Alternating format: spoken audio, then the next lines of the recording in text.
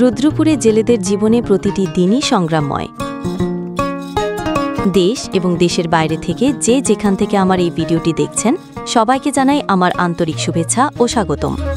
আপনাদের সাথে আজকে একটি গুরুত্বপূর্ণ ভিডিও শেয়ার করব। আপনারা হয়তো অনেকেই জানেন না, সাতক্ষীরা জেলার রুদ্রপুর গ্রামে বিখ্যাত ভাইরাল জেলেদের অসাধারণ মাছ ধরার টেকনিক দেখলে আপনি অবাক হবেন। চলুন আপনাদেরকে সরাসরি দেখাই কত সুন্দর আধুনিক প্রযুক্তিতে বড় জাল দিয়ে কৌশলে তারা মাছগুলো ধরছে।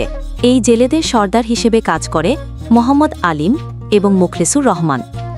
এই দুজন জাল পার্টির সর্দার হিসেবে কাজ করে থাকে।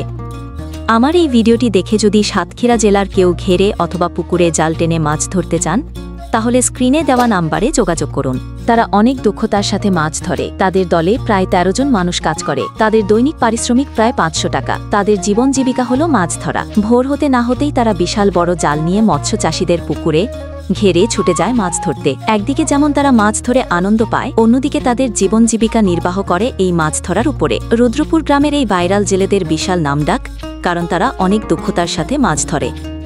ভিডিওটি যদি আপনাদের ভালো লেগে থাকে, লাইক, কমেন্ট, শেয়ার করে পাশে থাকুন।